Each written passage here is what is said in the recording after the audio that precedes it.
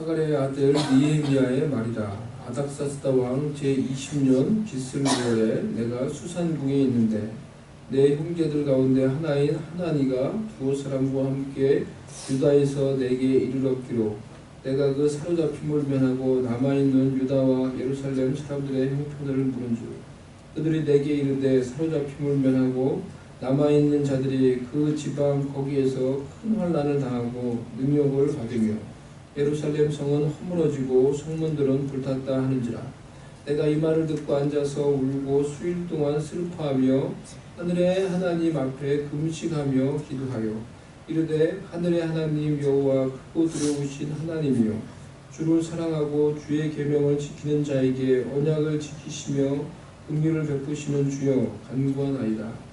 이제 종이 주의 종들인 이스라엘 자손을 위하여 주야로 기도하오며 우리 이스라엘 자손이 주께 범죄한 죄들을 자복하오니 주는 귀를 기울이시며 눈을 여시사 종의 기도를 들으시옵소서.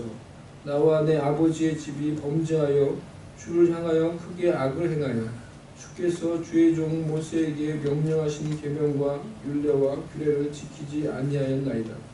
옛적에 주께서 주의 종 모세에게 명령하여 이르시되 만일 너희가 범죄하면 내가 너희를 여러 나라 가운데 흩을 것이요 만일 내게로 돌아와 내 계명을 지켜 행하면 너희 쫓긴 자가 하늘 끝에 있을지라도 내가 거기서부터 그들을 모아 내 이름을 두려고 택한 곳에 돌아오게 하리라 하신 말씀을 이제 청하건대 기억하옵소서. 이들은 주께서 일찍이 큰 권능과 강한 손으로 구속하신 주의 종들이요 주의 백성이니이다. 주여 구하오니 귀를 기울이시사 종의 기도와 주의 이름을 경외하기를 기뻐하는 종들의 기도를 들으시고 오늘 종이 형통하여 이 사람들 앞에서 은혜를 입게 하옵소서 하였나니 그때 내가 왕의 술관원이 되었느니라. 아멘.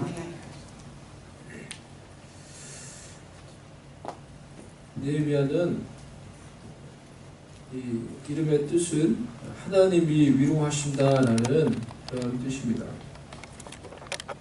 이름의 뜻대로 느헤미야는 이방 땅인 메데 페르시아라고 하는 이방 나라가 다스리는 이 땅에서 포로 2세, 이민 2세로 살아가면서 늘 하나님의 위로를 바라보며 살았던 것 같습니다. 그의 부모가 이방 나라의 포로로 끌려와서 이방 나라에서 태어난 포로 2세, 이민 2세로서 살았던 자입니다. 이민 2세로 포로 2세로 각박하고 척박한 삶을 살았지만 그곳에서도 그의 이름대로 하나님이 우리를 위로하신다 라는 그것을 늘 기억하며 늘 하나님을 바라보며 하나님께 믿음과 소망을 두며 살아갔던 자였습니다. 어제 여전도에서 가라지 세일을 했습니다. 날씨가 더워서 어떻게 할까 말까 고민도 하시는 것 같더니 날짜 잡은 대로 우리 이제 하자라고 의견을 모아서 그 날짜에 행사를 준비해서 했습니다. 그래서 날짜 이 가라지 세일을 한다고 하니까 각자의 형편과 처지가 다 다르지만은 각자의 처지에서 다들 최선을 다해 주시고 힘을 써 주시는 것을 볼 수가 있었습니다. 어떤 분은 이 가다가 쇼파를 보고 또 쇼파를 가지고 오시고 어떤 분은 또 가구를 침대를 뭐 구해가지고 오시고 집에 있는 물건을 가지고 오시고 각자 할 수 있는 그런 노력들을 이렇게 최선을 다해서 하시고 또 하루 전날 오셔가지고 또 물건 체크하고 또 준비해 주시고 당일날 또 이제 올 수 있는 분들은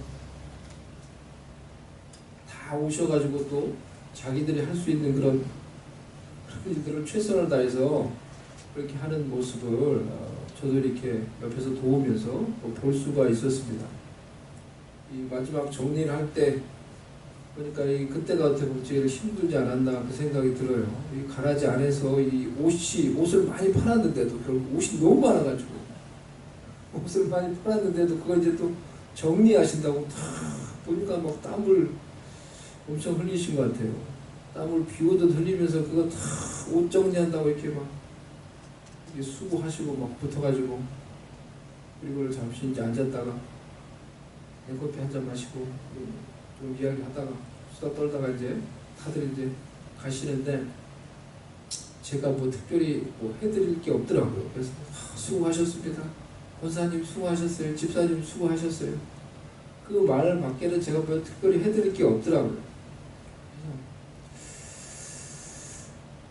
그 생각을 했어요. 그래서 하나님이 정말 우리를 위로하신다 그 생각을 하면서 사람이 해줄 수 있는 위로라는 건 한계가 있고 제가 이 수고한 우리 성도님들 돌아가는 그 모습을 보면서 하나님께서 저들이 그래도 이 일을 한다고 교회 일을 한다고 저렇게 애쓰고 수고했는데 하나님께서 그들의 마음속에 하나님이 주시는 위로와 기쁨을 하나님께서 그들에게 허락해 주세요. 그렇게 제가 그런 마음으로 기도하고 돌아가는 모습을 제가 보았습니다. 이민자로서 우리가 이 미국 땅에 사는 삶도 그렇게 쉬운 삶이 아닙니다. 경제적으로, 관계적으로, 영적으로 늘 쉽지 않은 도전들이 우리의 삶 가운데 늘 우리의 삶을 찾아온다고 할 수가 있습니다. 이러한 삶의 환경 속에서도 우리가 잊지 않고 늘 기억해야 할 것은 바로 하나님께서 우리를 위로하신다라는 그 사실이라는 것입니다. 하나님께서 우리를 진정으로 위로해 줄 수 있는 분이라는 거예요. 그리고 그 하나님이 우리를 위로해 주신다라는 것입니다. 그렇기 때문에 우리의 삶 가운데 어려움이 있고 각박함이 있고 남모르는 그런 이곳에서 살아가는 가운데 그 외로움, 고통이 있다고 하더라도 그것으로 인해서 우리가 사람 바라보지 마시고 사람만 바라보지 마시고 힘들다고 해서 드라마에만 빠져서 살지도 마시고 힘들다고 해서 또 돈이 없다고 해서 돈만 의지하면서 살지도 마시고 어려움과 힘듦과 갑갑함이 있을수록 느헤미야와 같이 하나님이 우리를 위로하신다라는 그런 사실을 기억하며 하나님의 위로와 소망을 바라보며 믿음으로 하루하루 살아갈 수 있는 여러분들 될 수 있기를 바랍니다. 아멘. 느헤미야서를 제가 새롭게 이렇게 조금 설교하기를 원하는데요. 그 이유는 생명의 사업 말씀 묵상을 하면서 부분이 느헤미야예요. 그래서 마음속에 와닿는 그런 것들도 조금 있고요. 또 기도에 대해서 말씀을 나누기를 원하는데 느헤미야의 이 삶과 신앙과 느헤미야의 기도가 정말 너무 우리가 본받아야 될 그런 아름다운 신앙과 기도다라는 생각이 들어서 우리 성도님들과 나누면은 많은 우리에게 도전과 감동이 있을 것이라고 생각을 합니다. 오늘 저는 그래서 느헤미야의 이 기도에 대해서 오늘 본문을 통해 제가 전체적으로 세 가지를 나누기를 원하는데 오늘은 한 가지를 말씀을 드릴 것입니다.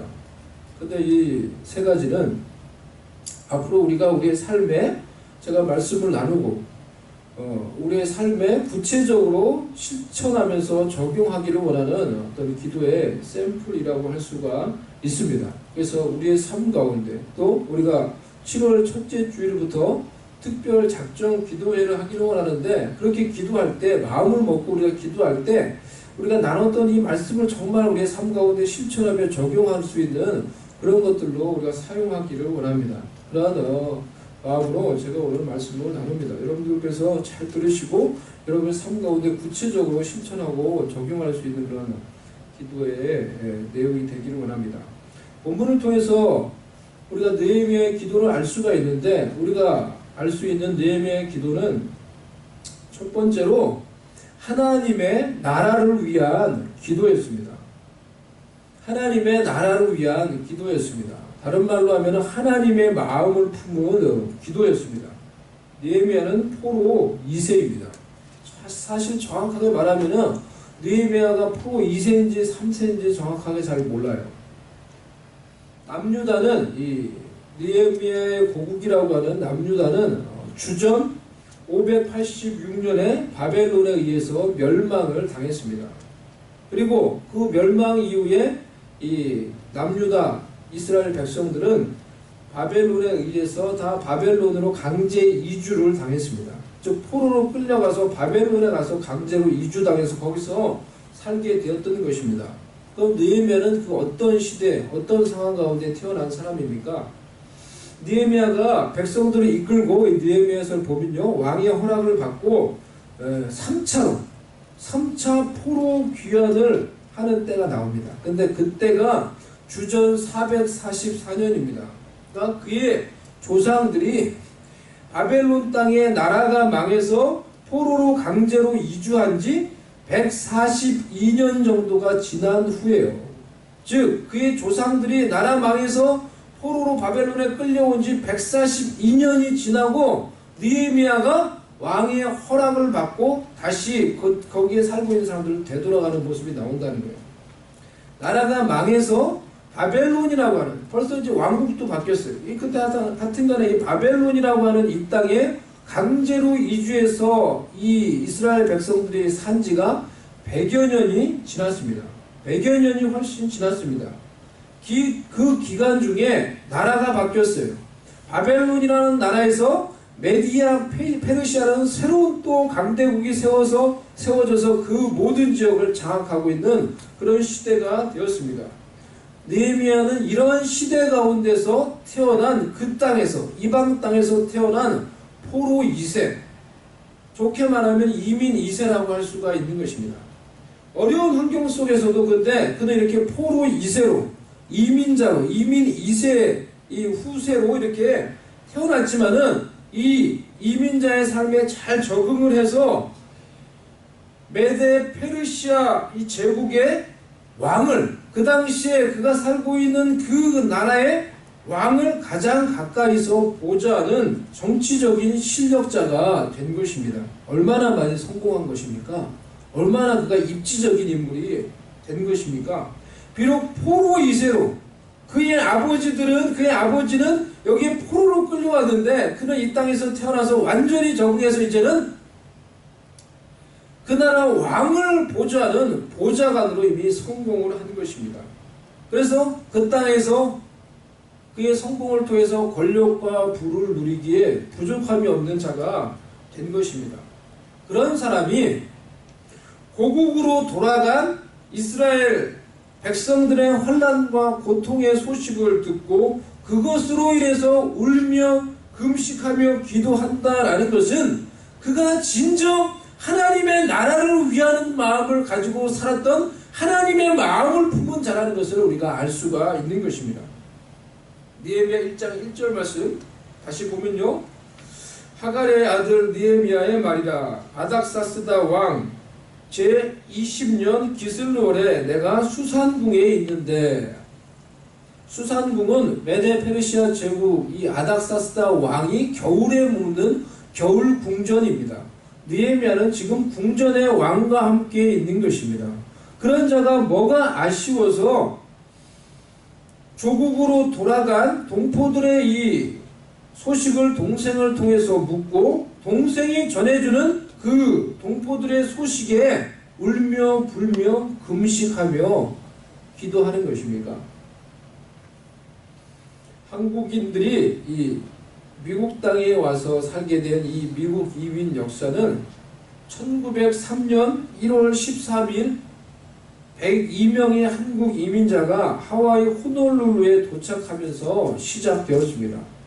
하와이 호놀룰루에 도착한 이 102명의 한국 첫 이민자들은 그곳에 도착한 이후로 밤이고 낮이고 사탕수수밭에서 일하면서 척박한 이민자의 삶을 시작하였습니다. 그것이 한국 이민 역사의 첫 시작이었습니다. 그로부터 100여 년이 지난 지금 한국 이민자들의 이 땅에서의 삶과 위상은 많이 달라지고 많이 좋아졌습니다. 정치적으로, 경제적으로, 관계적으로 이 미국 사회에 완전히 정착하며 적응한 이민 2세, 3세들이 이 땅 가운데 일어나고 있는 것입니다. 하지만 미국 땅에서 정착하여서 성공한 이민 2세, 3세들 중에서 고국인 한국 땅에 고통이 있다고, 한국 땅에 어려움과 고난이 있다고, 그것으로 인해서 눈물을 흘리며 가슴 아파하며 금식할 수 있는 사람이 몇이나 있겠습니까?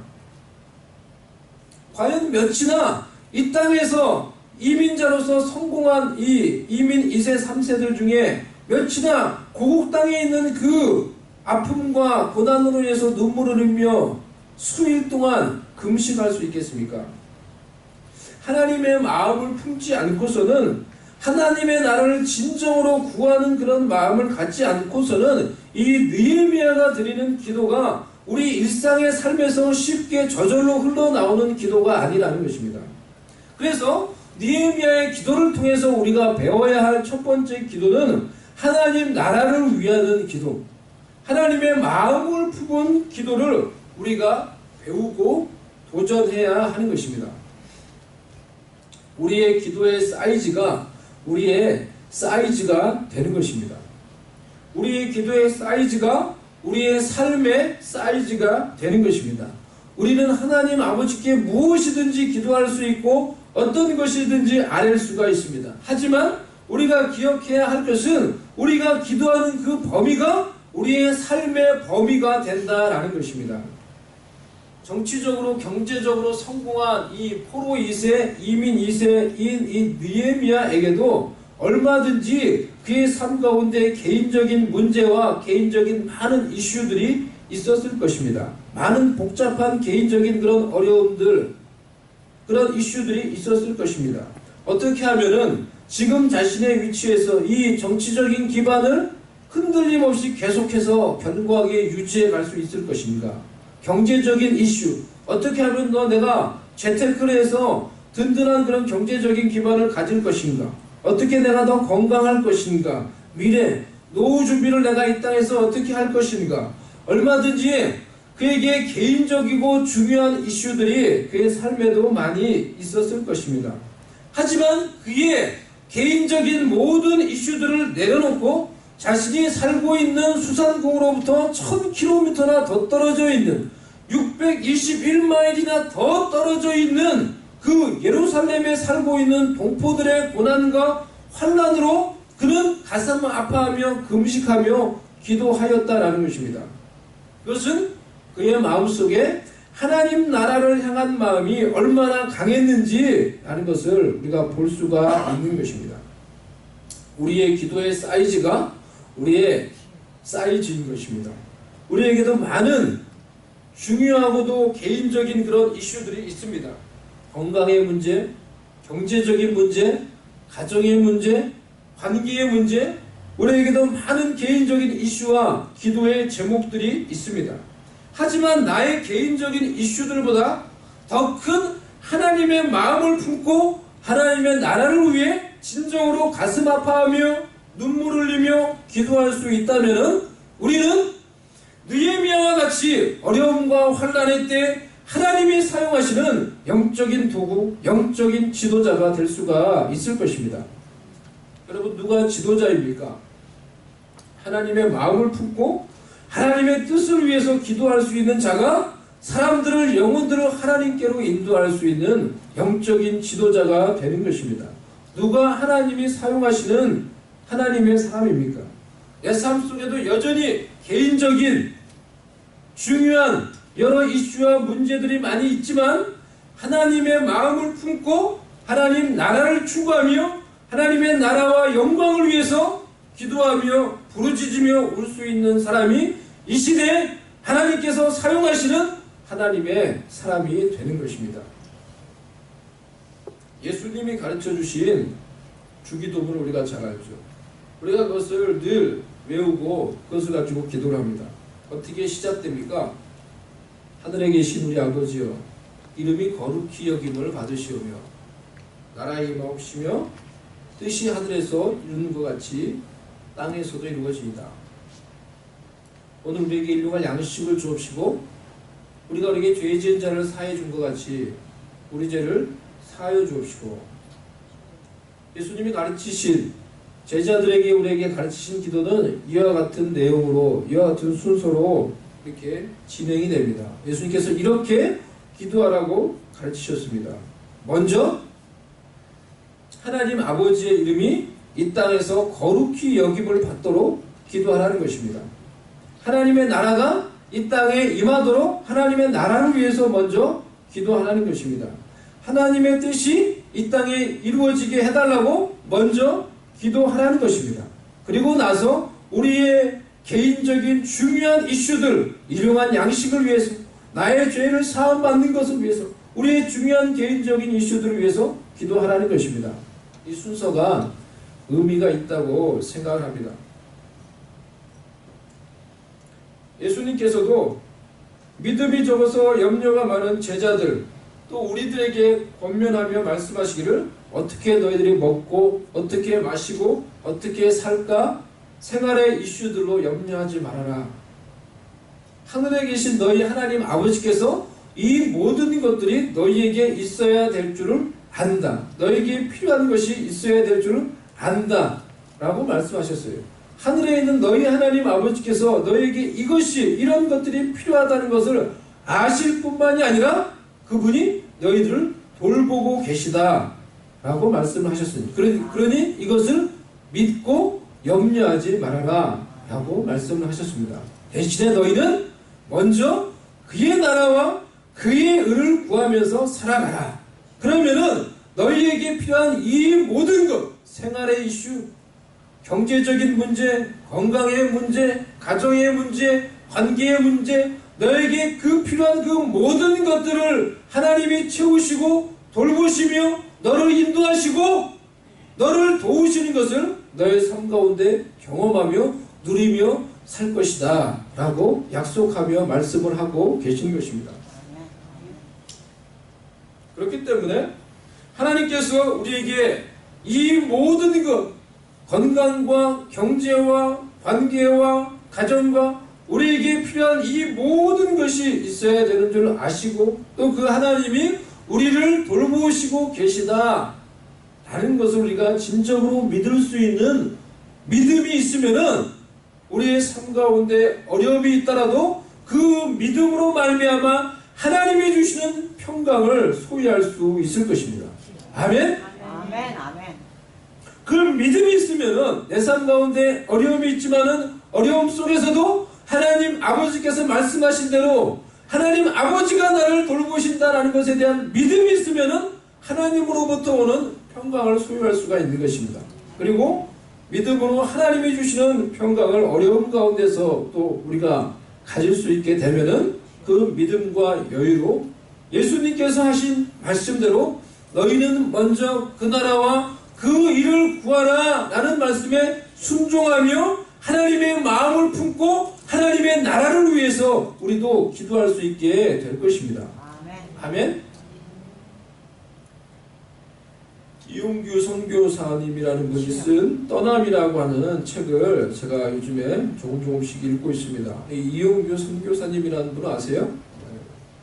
나름 유명하신, 아주 훌륭하신 분인데요. 이분은 서울대학교를 졸업하시고 또 미국에 유학 오셔서 하버드 대학에서 박사학위도 받으시고, 졸업 후에 여러 가지 성공할 수 있는 그런 길들이 많이 있었지만은 하나님의 부르심을 따라서 그가 그 모든 것을 내려놓고 몽골에 선교사로 나가셨습니다. 그래서 그곳에서 수년 동안 이 선교 사역을 감당하셨어요. 그러면서 이 한국에 이렇게 많이 알려지면서 이렇게 책도 쓰고 이렇게 설교도 하시고 강의도 하시고 그렇게 많이 알려져 있는 그런 이 훌륭하신 선교사님입니다. 이분이 쓴 이번에 새로 쓰신 떠남이라고 하는 책을 제가 읽고 있는데요. 그 책 중에 이러한 내용이 나옵니다.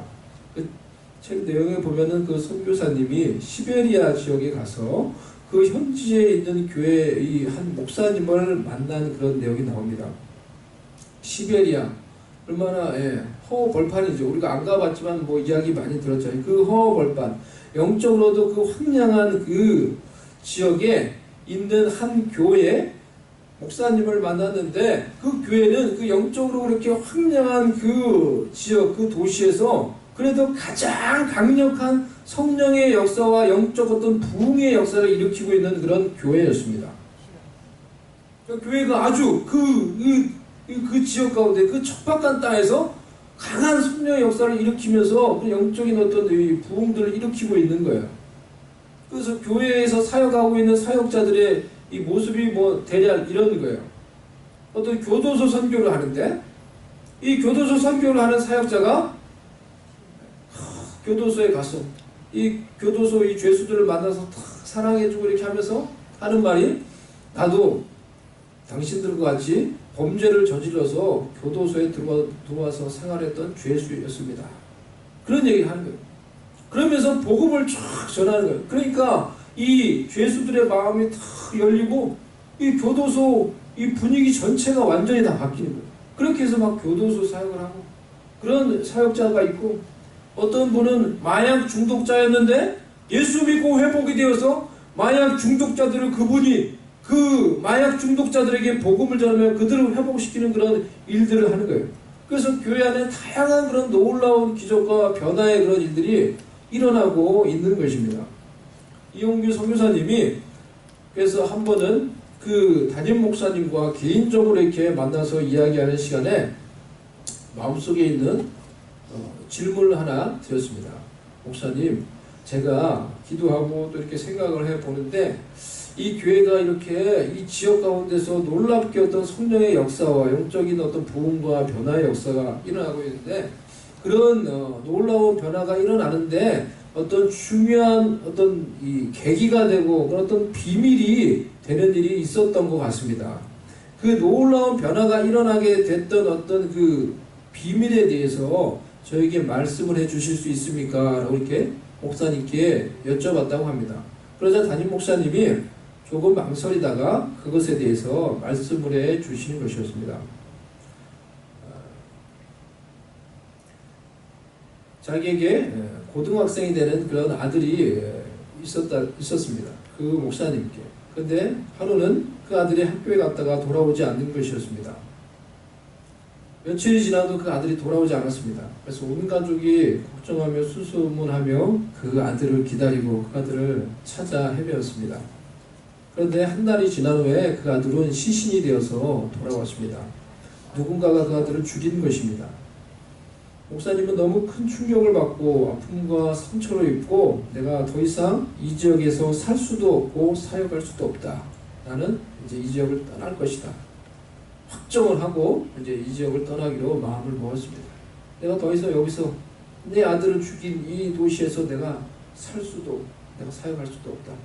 하고 모든 것을 포기하고 이제 그 지역을 떠날 준비를 하고 있었습니다. 근데 그때 하나님으로부터 분명한 음성을 듣게 된 것입니다. 이 목사님이 그때 하나님으로부터 분명한 정확한 음성을 들은 거예요. 나의 종아, 이제 내가 너에게 사명을 하나 줄 것이다. 너는 교회가 복음을 가지고 이 지역에 살고 있는 모든 각 사람들에게 복음을 전할 수 있도록 교회가 복음을 가지고 이 지역에 있는 한 사람 한 사람을 만날 수 있도록 그 일을 너는 이곳에 있으면서 해라. 그래서 복음의 능력이 네 아들을 죽인 그 살인자에게까지 미치도록 해라. 라는 분명한 하나님의 음성과 사명을 들은 것입니다. 하나님의 음성이 너무나 정확했기 때문에 하나님이 주신 사명이 너무나 정확했기 때문에 그 말씀에 이 목사님이 거역할 수가 없었던 것입니다.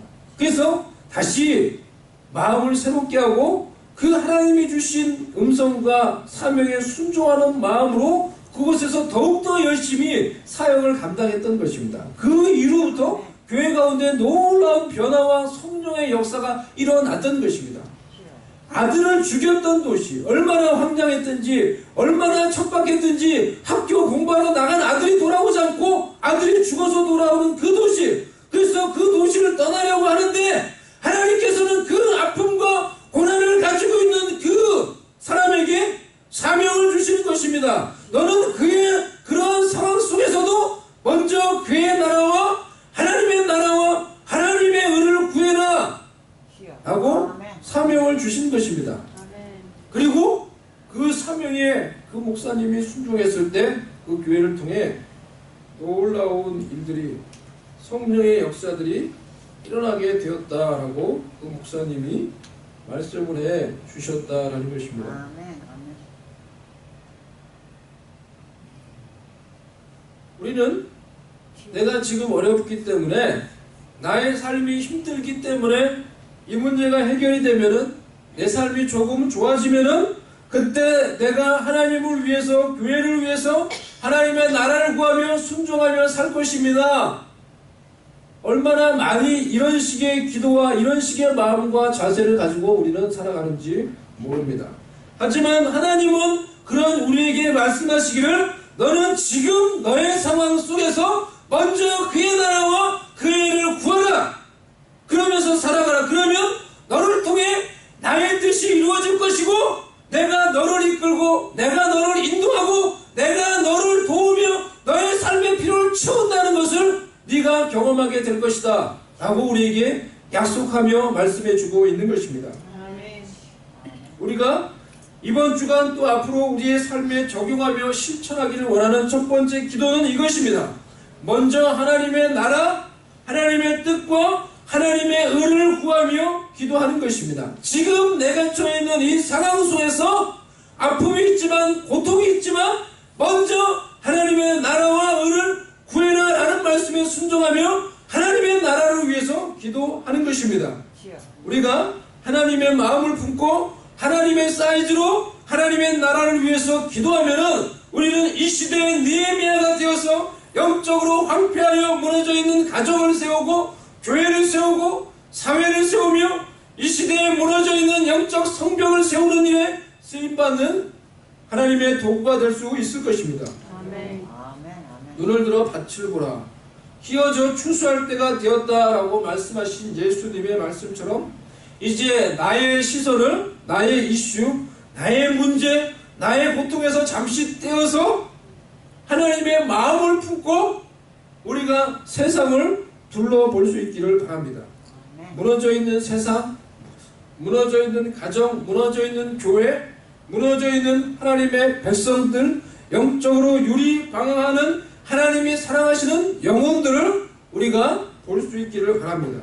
이들을 위해서 기도하며 이들 가운데 하나님의 나라가 이루어지게 해달라고, 하나님의 뜻이 이루어져서 회복의 역사가 일어나게 해달라고 진심으로 간절히 기도할 수 있는 우리가 될 수 있기를 바랍니다. 구체적으로 우리가 잃어버린 영혼들을 위해서 우리 마음을 모아서 기도합시다. 주변에 내가 알고 있는 예수님을 믿어야 될 영혼들을 위해서 우리가 먼저 기도합시다. 교회를 위해서 기도할 때 교회를 통해 하나님의 뜻이 이루어지고 영적 부흥이 일어나 교회인 우리를 통해서 이 지역에 살고 있는 사람들에게 강력하고 선한 영적인 영향력이 전달될 수 있게 해달라고, 그것을 위해서 기도합시다. 이 지역에서 영적으로 방황하며 고통받는 영혼들, 그리고 고통받는 그런 가정들이 하나님의 사랑으로 회복되고 복음의 능력을 경험하며 하나님의 능력으로 회복되어서 하나님께 가까이 나오는 그런 역사가 일어나게 해달라고 이 지역을 위해서 우리가 기도할 수 있기를 바랍니다. 우리 성도들을 위해서 기도할 때 성도들의 삶 가운데 영적인 부흥이 일어나서 진정 우리의 영혼이 잘됨같이 범사가 잘되며 강건해지는 그런 은혜가 우리 하나님의 백성들의 삶과 가정 가운데 일어날 수 있게 해달라고 우리 성도들을 위해서 중보 기도합시다. 이런 구체적인 기도의 제목을 가지고 우리가 먼저 하나님의 나라를 추구하며 기도하는 하나님의 백성으로 살아가고, 그렇게 했을 때 하나님께서 내 마음속에 내 삶 가운데 어떠한 은혜를 주시는지 우리가 그것을 경험을 하고 그것을 나눌 수 있는 우리가 될 수 있기를 간절히 주님의 이름으로 부탁드립니다. 아멘. 아멘.